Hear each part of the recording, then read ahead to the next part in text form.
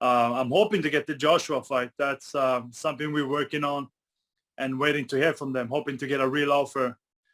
We don't know yet, but there's been talks between Eddie and Dimitri, our promoters. So we'll see. You know, I'm really hopeful I can get that fight. I think that would be good. I think, you know, Joshua coming off of 2 losses.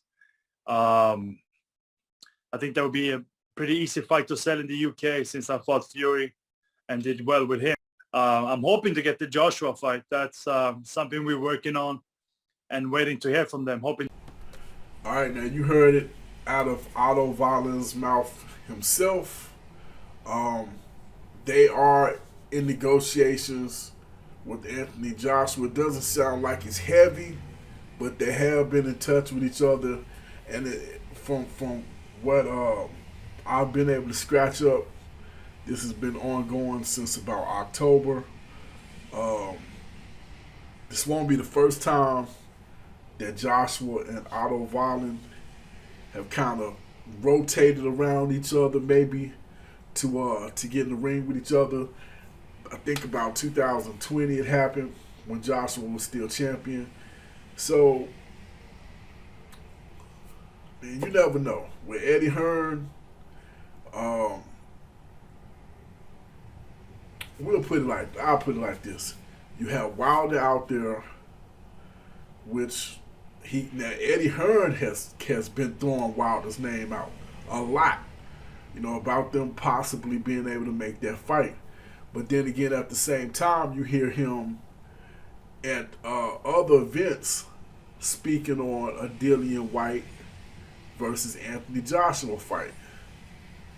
Now you're hearing about Otto Wallin and Anthony Joshua. I mean, you know, and don't get me wrong, I don't mind someone having multiple opportunities just in case one fall apart. I get that, but at the same time, I also like transparency.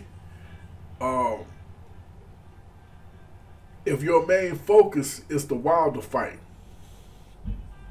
and you have Deontay Wilder's people saying, "Hey, let's make this fight," why entertain Dillian Whyte?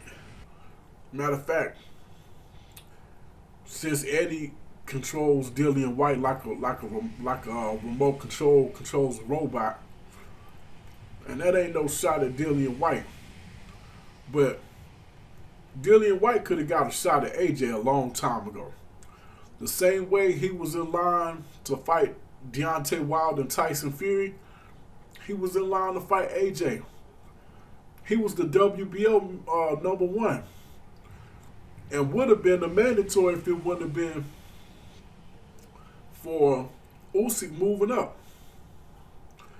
He was in line to be the IBF mandatory. All he had to do was fight Pulev in a basically a one slot tournament where Pulev and him would have fought.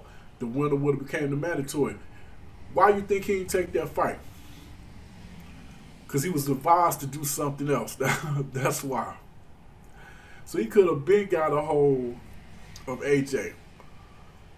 Eddie Hearn was keeping him away from AJ and pointing him at Wilder the whole time, which is great for Eddie Hearn, because if Eddie Hearn gets the belt from gets Dillian Whyte that WBC title, he has both champions.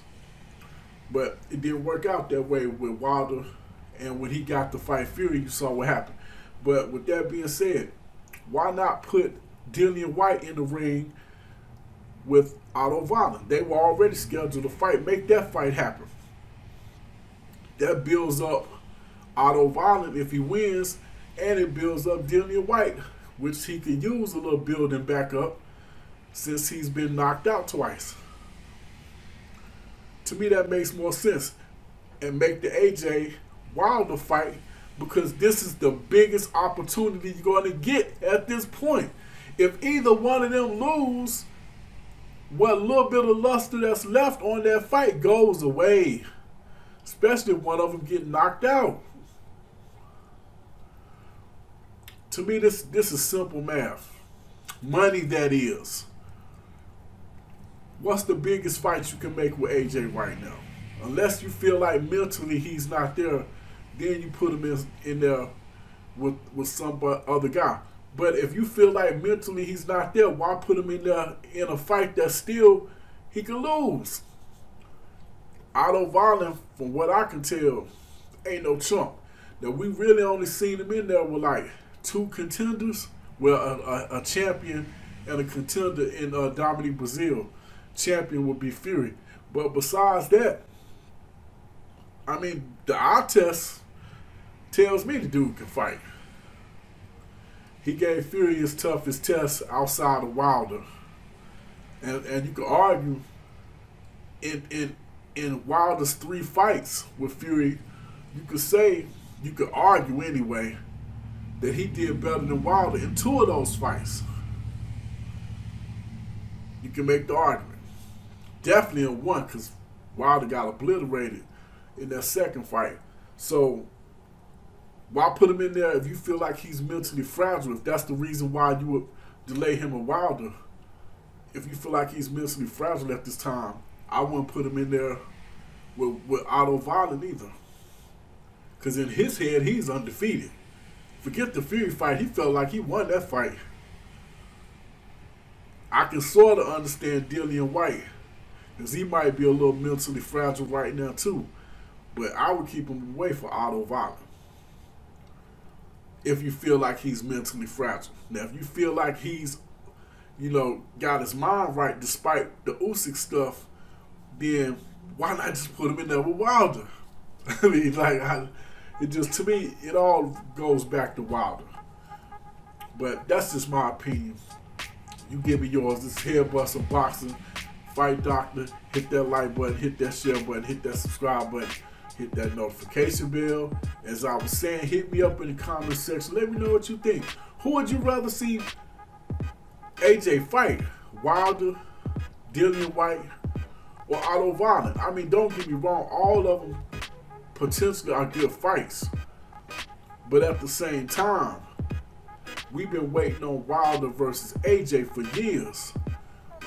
And as I said earlier, if one of them lose, who gonna be wanting to see it then? But you give me your opinion, I just gave you mine. This Head Buster Boxes on Fight Doctor. I am out.